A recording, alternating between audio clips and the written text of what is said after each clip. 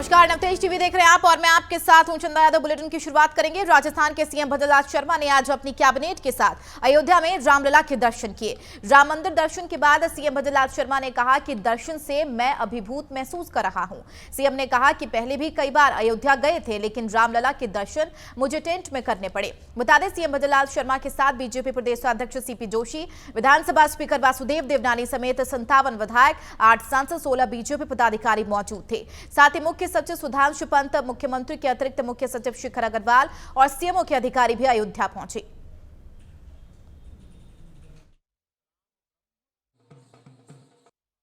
रामलला के तो टेंट में किए थे, अब दिव्य और भव्य मंदिर में दर्शन करने वाले हैं। निश्चित रूप से अपने आप को अभिभूत मान रहे हैं कि इतना बड़ा काम हुआ है और हम रामलला के दर्शन एक बहुत दिव्य और भव्य मंदिर में कर पाएंगे। मैं देश के यशस्वी प्रधानमंत्री नरेंद्र मोदी जी को बहुत बहुत धन्यवाद और साधुवाद देना चाहता हूं कि उन्होंने इस देश नहीं दुनिया के सबसे बड़े इस सांस्कृतिक महत्व वाले केंद्र को इतना विशाल रामलला का मंदिर बनके तैयार हुआ है। यही नहीं, राम हमारे रोम रोम में बसते हैं। आज अयोध्या आकर के हम सब अपने आप को गौरवित अनुभव कर रहे हैं। जो वर्षों से हम अपने आंदोलन करते थे, मुझे ध्यान है कि 90 का आंदोलन, उसके पहले सवा रुपए में हमने जो ईंटों का पूजन किया था, वो आज हमने 22 जनवरी को जो साकार हुआ और आज प्रत्यक्ष आकर के दर्शन करने का जो हमको अवसर मिला है, उसके लिए निश्चित रूप से राजस्थान सरकार और हमारा संगठन सबको मैं अपनी ओर से बहुत बहुत बधाई देता हूँ।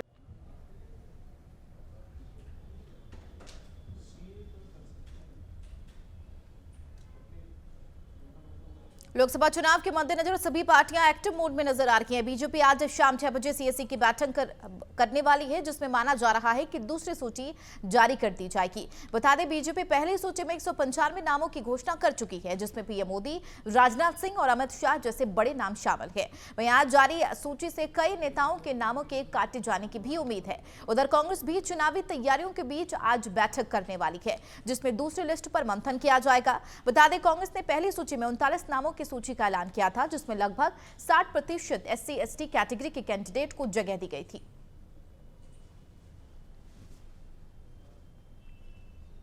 अलवर में लोकसभा अलवर भाजपा प्रत्याशी भूपेंद्र यादव और कैबिनेट में मंत्री ने मोती डूंगरी पर स्थित अपने कार्यालय का विधिवत उद्घाटन किया। इसके बाद जगन्नाथ मंदिर में पूजा अर्चना की और इसके बाद भूपेंद्र यादव ने भर्तरी धाम तक पैदल यात्रा निकाली। भूपेंद्र यादव ने मीडिया से बातचीत के दौरान कहा कि मैं हमारे शीर्ष नेतृत्व प्रधानमंत्री नरेंद्र मोदी को पूर्ण रूप से आभार व्यक्त करता हूं। पार्टी के शीर्ष नेतृत्व हमारे राष्ट्रीय अध्यक्ष अमित ने मुझे अलवर की जनता का सेवा करने का अवसर दिया है।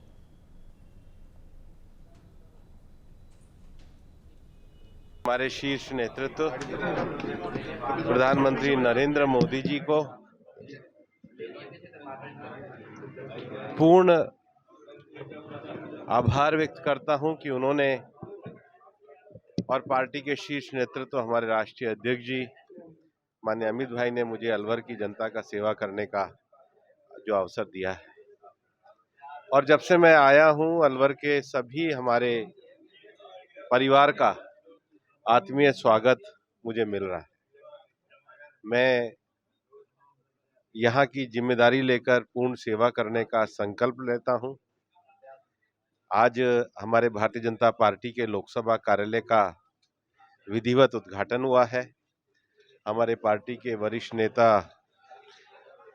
माननीय ज्ञानदेव जी, पंडित धर्मवीर जी, जो पार्टी की हमारी पुरानी पीढ़ी, जिन्होंने जनसंघ के समय से इस पार्टी को यहाँ पर सींचने का काम किया, और वर्तमान में हमारे सांसद मेरे से पहले महंत बालकनाथ जी, हमारे विधायक संजय जी, रामेश जी, हमारे विधायक प्रत्याशी मंजीत जी, भाई जयराम जाटव जी, हमारे सभी साथीगण, जिन सब का मैं नाम लेना चाहूँगा, हम सब ने आकर के आज यहाँ कार्यालय का उद्घाटन किया है।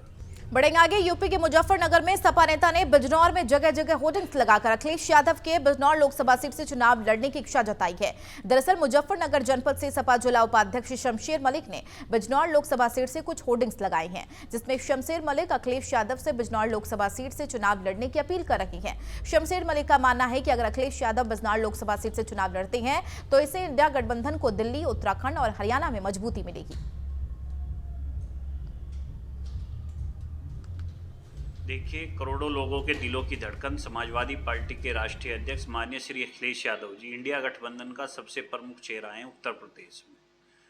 तो हमारी मांग है और मेरी भावना है कि समाजवादी पार्टी के राष्ट्रीय अध्यक्ष आदरणीय अखिलेश यादव जी बिजनौर लोकसभा से चुनाव लड़े। इससे निश्चित रूप से पश्चिमी उत्तर प्रदेश के साथ साथ बिजनौर की सीमा से लगने वाले प्रदेश उत्तराखंड, हरियाणा और नज़दीकी प्रदेश दिल्ली में इंडिया गठबंधन को निश्चित रूप से बहुत ज़्यादा फायदा होगा। आखिरी फैसला माननीय जी करेंगे कहाँ से चुनाव लड़ना है, लेकिन ये मेरी भावना है। मैंने अपनी भावना के माध्यम से पूरी बिजनौर लोकसभा में होर्डिंग्स लगाकर के अपनी भावनाएं जाहिर करने का काम किया। यूपी के मुजफ्फरनगर जनपद में एक बार फिर से भारतीय किसान यूनियन के राष्ट्रीय प्रवक्ता राकेश टिकैत का बयान चर्चा का विषय बना हुआ है। मीडिया से बातचीत करते हुए चुनाव को लेकर राकेश टिकैत ने कहा कि चुनाव तो आते जाते रहते हैं, हर साल कहीं ना कहीं के चुनाव होंगे ही, लेकिन सरकार का इस समय भर्ती अभियान चल रहा है जिसमें कोई भी आदमी जा सकता है, फिर चाहे वह सम्मान से जाए, लालच से जाए या फिर डंडे से, लेकिन जाना तो पड़ेगा ही।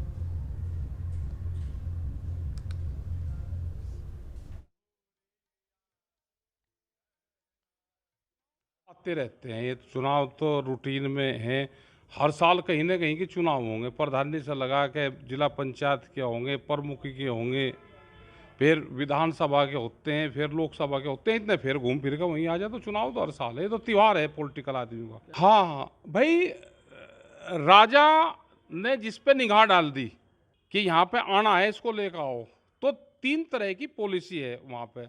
राजा के दरबार में जाने का 3 तरह से राजा के दरबार में जा सके। सुबह ही अगर कोई जाएगा तो उसकी पॉलिसी है सम्मान का पद ले लो, कोई भी वो आप चले जाओ, उसको सह सम्मान जाएगा, बहुत उसकी इज्जत होगी, फूल माला देंगे, उसको सम्मान दे देंगे। कोई आदमी ये रहेगा नहीं मुझे तो कुछ लालच सा भी है, वो दोपहर को चले जाओ, उसको लाभ का पद दे देंगे। और तीसरा आदमियों को आनाकानी करें तो फिर भाई पुलिस फोर्स का इस्तेमाल है, फिर डंडे से जाना पड़ेगा। राजा की निगाह आ गई तो जाना पड़ेगा। उत्तर प्रदेश के अलीगढ़ में समाजवादी पार्टी के युवा कार्यकर्ता द्वारा प्रेस वार्ता का आयोजन किया गया। सपा ने बसपा सुप्रीमो मायावती पर मुस्लिम समुदाय के लोगों को प्रत्याशी बनाए जाने पर सवाल के निशान खड़े करते हुए बसपा सुप्रीमो को ही सवालों के घेरे में खड़ा कर दिया है। दरअसल सपा नेता फिरोज आलम ने कहा है कि बहुजन समाज पार्टी चुनाव में मुस्लिम प्रत्याशियों को उतारकर सीधा भारतीय जनता पार्टी को फायदा पहुंचा रही है। ऐसे में बसपा सुप्रीमो मुस्लिम प्रत्याशी के बजाय ठाकुर समाज या अन्य वर्गों के प्रत्याशी को चुनावी मैदान में उतार सकती है।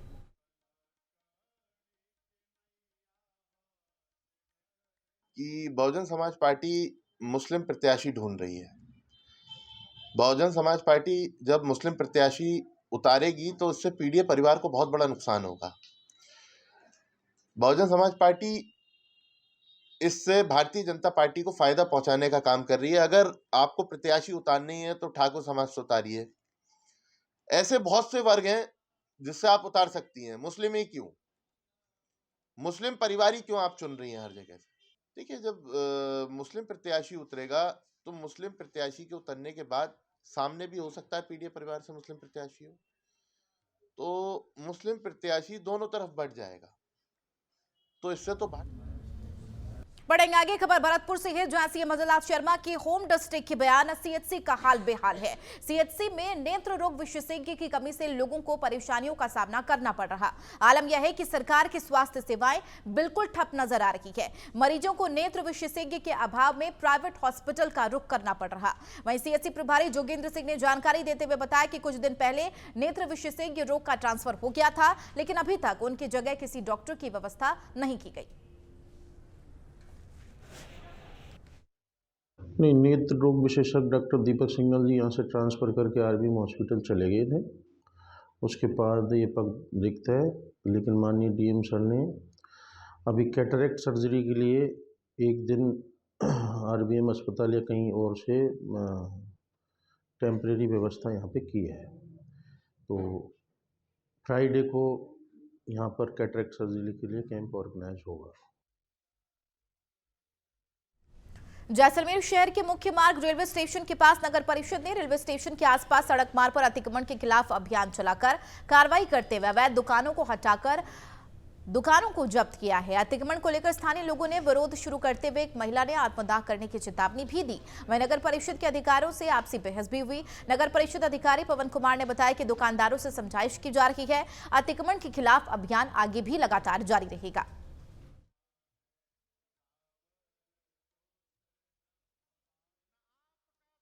ये रेलवे स्टेशन के पास जितने अवैध रूप से अतिक्रमण करके और अस्थायी रूप से केबिन रखे गए इनको हटाया गया है और कईयों को तोड़ा भी गया है और कईयों को हटाया गया। हिदायत तो यही है कि उधर राजस्थान में पेट्रोल पंप डीलर्स एसोसिएशन द्वारा प्रदेश में हड़ताल जारी है, जिसको लेकर सिरोही जिले में भी जिला पेट्रोलियम डीलर्स एसोसिएशन के द्वारा जिले में पेट्रोल डीजल पंप संचालकों के द्वारा हड़ताल जारी है और सभी ने अपने अपने पंप बंद कर हड़ताल में अपना सहयोग दिया है, जिसको लेकर सिरोही जिला पेट्रोलियम डीलर्स एसोसिएशन के जिला अध्यक्ष संदीप जायसवाल ने जिले में हड़ताल के चलते फीडबैक लेते हुए नजर आए और उन्होंने बताया कि 10 मार्च से 12 मार्च सुबह 6 बजे तक पेट्रोल डीजल की बिक्री पर पूरे तरीके से बंद रहेगा। पूर्ववर्ती सरकार में भी ज्ञापन दिए थे और पूर्ववर्ती सरकार के टाइम भी हमने सितंबर में हड़ताल करी थी, परंतु उस समय चुनाव आ गए और हमारी मांगे नहीं मानी गई। इस समय चुनाव के समय माननीय प्रधानमंत्री मोदी जी ने कहा था कि उनकी गारंटी है कि अगर भाजपा सरकार आती है तो पेट्रोल डीजल की रेट की समीक्षा की जाएगी और इसको अन्य राज्यों के बराबर किया जाएगा, परंतु इस सरकार को भी हमने कई ज्ञापन दे दिए, हमारी सुनवाई नहीं हुई, इसलिए हमको हड़ताल पर जाना। उधर पश्चिम बंगाल के संदेशखाली में महिलाओं के साथ हो रहे अत्याचार के खिलाफ शाहजहांपुर में हिंदू जागरण मंच के कार्यकर्ताओं ने राष्ट्रपति के नाम डीएम को ज्ञापन सौंपा। कार्यकर्ताओं का कहना है कि बीते कुछ सालों से पश्चिम बंगाल उत्तर 24 परगना के संदेशखाली की महिलाओं को उत्पीड़न का सामना करना पड़ रहा, जिसमें अधिकांश महिलाएं अत्यंत पिछड़े वर्ग की हैं। लेकिन इतना सब होने के बाद भी पश्चिम बंगाल की ममता सरकार कोई कार्रवाई नहीं कर रही। उन्होंने कहा जिसको लेकर सैकड़ों हिंदू जागरण मंच के कार्यकर्ता उनके हक के लिए आवाज उठा रही है।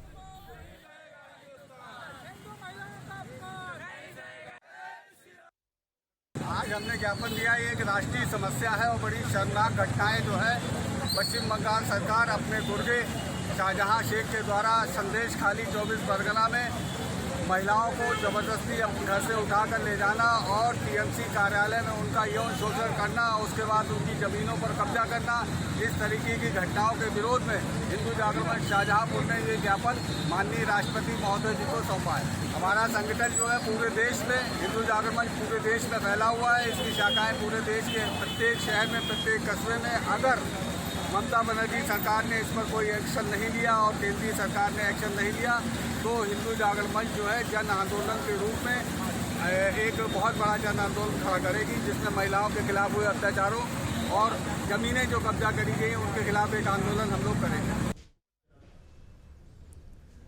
उधर राजस्थान में 100 दिवसीय कार्य योजना के तहत एसपी रमेश मौर्य के निर्देशों पर पुलिस लगातार कार्रवाई को अंजाम दे रही है। थानाधिकारी विकास बिश्नोई ने एक्शन लेते हुए मुखबिर की सूचना पर 22 पीटीटी गांव के पास एक आरोपी के बैग में 15 किलो डोडा पोस्त सहित 2 आरोपियों को गिरफ्तार किया। जानकारी के अनुसार दोनों आरोपी डोडा पोस्त को पंजाब ले जाने के फिराक में थे, जिनको पुलिस ने पकड़ लिया और विभिन्न धाराओं में मामला दर्ज कर आरोपियों से पूछताछ जारी है। तो जालौन में एक बार फिर तेज रफ्तार का कहर देखने को मिला। बाइक से जा रही 3 लोगों को अज्ञात वाहन ने टक्कर मार दी। हादसे में 2 बाइक सवार की दर्दनाक मौत हो गई, वहीं तीसरा गंभीर रूप से घायल बताया जा रहा है। राहगीरों के हादसे की सूचना पुलिस को दी गई। सूचना मिलते ही पुलिस मौके पर पहुंची, शव को कब्जे में लेकर पोस्टमार्टम के लिए भेज दिया गया है। वहीं घायल बाइक सवार को उपचार के लिए अस्पताल में भर्ती कराया गया। चित्तौड़गढ़ जिले के रावतभाटा में पूर्व मुख्यमंत्री अशोक गहलोत के फोटो लगे एक्सपायरी डेट के अन्नपूर्णा फूड पैकेट वितरण मामले में जिला रसद अधिकारी और परिवर्तन अधिकारी सहित 2 राशन डीलर पर गाज गिरी है। चित्तौड़गढ़ जिला कलेक्टर आलोक रंजन ने सरकारी की जीरो टॉलरेंस नीति के तहत पूरे मामले में बड़ी कार्रवाई को अंजाम दिया, जिसमें प्रथम दृष्टया सुरविजन में लापरवाही पाए जाने पर कार्यवाहक जिला रसद अधिकारी हितेश जोशी को नोटिस जारी किया गया। वहीं अतिरिक्त जिला कलेक्टर महावीर सिंह राठौड़ ने बताया कि मामला सामने आने के बाद जिला कलेक्टर आलोक रंजन ने जिले के सभी उपखंड अधिकारियों की बैठक ली और उन्हें निर्देशित किया कि वे निरीक्षण दलों का गठन करके अपने अपने उपखंड क्षेत्र के उचित मूल्य की दुकानों का आज ही औचक निरीक्षण कर फूड पैकेट्स की जांच करने के निर्देश दिए। सोनभद्र के रॉबर्ट्सगंज कोतवाली क्षेत्र में कचहरी के सामने वाले खाली प्लॉट में एक महिला का शव मिलने से हड़कंप मच गया, जिसके बाद मौके पर पहुंची पुलिस और फोरेंसिक टीम और महिला के शव को कब्जे में लेकर जांच में जुट गई है। वहीं घटना की जानकारी होते ही एसपी खालू सिंह और सीओ सिटी राहुल पांडे भी मौके पर पहुंचे। पुलिस के मुताबिक महिला के दुपट्टे से गला घोंटकर हत्या कर दी गई। उधर पुलिस ने शव की शिनाख्त करते हुए परिजनों को सूचना दे दी है और शव को पोस्टमार्टम के लिए भेज दिया है। ये रात में किसी समय की घटना है। एक महिला का शव प्राप्त हुआ है यहाँ पर, और उसके पास जो डॉक्यूमेंट मिले हैं वो ममता श्रीवास्तव पत्नी राजीव श्रीवास्तव निवासी फुलवार थाना मेडमगंज के रूप में अभी है। परिवार के लोगों को सूचित किया जा रहा है। जब तक कोई परिवार का आकर ना स्थापित करे तब तक नहीं कह सकते हैं कि पूरी तरह से वही है। कोशिश की जा रही है, लेकिन संभवतः वह ममता श्रीवास्तव का ही शव। राजस्थान यूनिवर्सिटी के छात्र संघ के अध्यक्ष निर्मल चौधरी की बहन की 2 दिन पहले हुई शादी समारोह के दौरान हवाई फायर का वीडियो सामने आया है।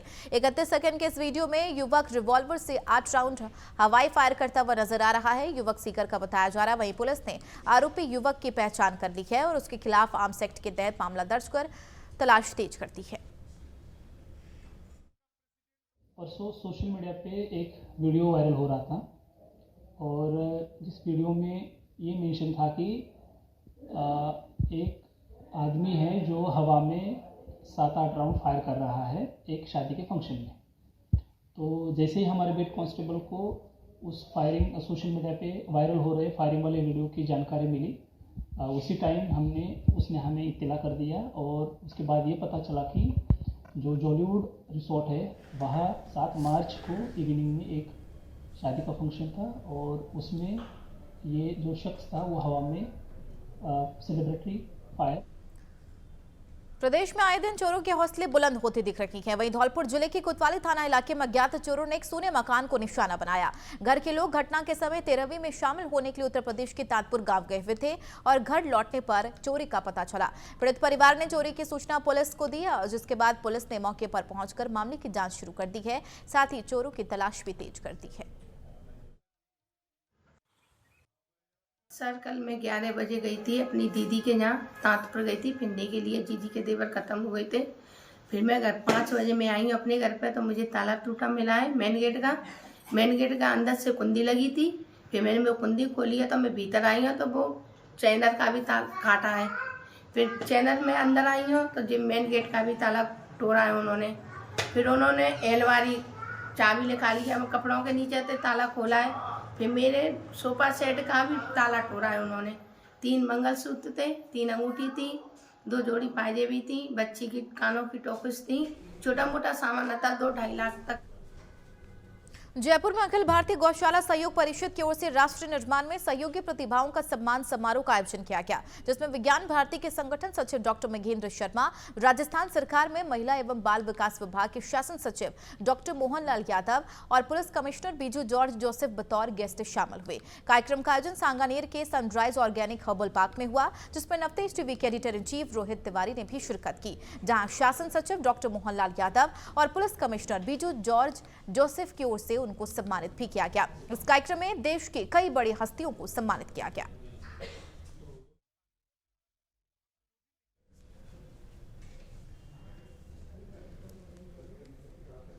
तो राष्ट्र निर्माण में सहयोगी प्रतिभाओं का सम्मान हुआ है, जिसमें नवतेज टीवी के editor in chief Rohit Tiwari को भी सम्मानित किया गया। सनराइज ऑर्गेनिक हर्बल पार्क में यह सम्मान समारोह का आयोजन किया गया। तस्वीरें आपके सामने। इस कार्यक्रम में देश की कई बड़ी हस्तियों को भी सम्मानित किया गया।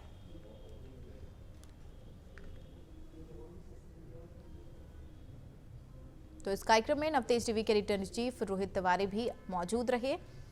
Editor in chief Rohit Tiwari का सम्मान हुआ है और ये तस्वीरें साफ तौर पर बयां कर रही है। इस कार्यक्रम में देश की कई बड़ी हस्तियों को भी इस दौरान सम्मानित किया गया।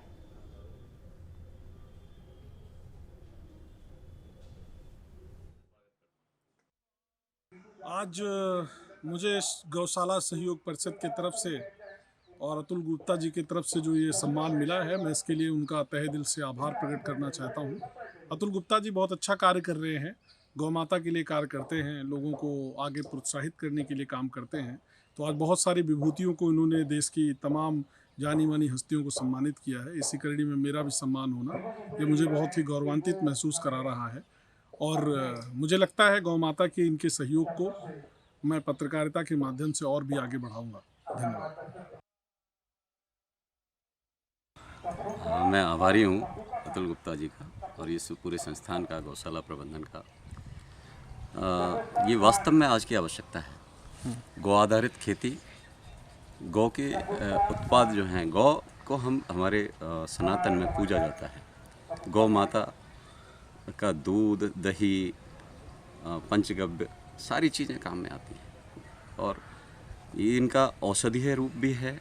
और गौ माता का जो गोबर है उससे खेती की जाती है, उसका जो यहाँ पे ये लोग नेचुरल खाद बनाए जा रहे हैं, वो नेचुरल खाद के माध्यम से ये प्राकृतिक खेती का उत्पादन करने के लिए किसानों को ट्रेनिंग भी दे रहे हैं, प्रोत्साहन दे रहे हैं। मैं इनके लिए इनके कार्य के लिए इनको शुभकामना देता हूँ, बधाई देता हूँ। और इस तरीके से यदि हमारे समाज में भी लोग जागृत हों और ये पेस्टिसाइड से अपने आप को दूर रखें, अपना स्वास्थ्य का ख्याल रखें और स्वस्थ रहें।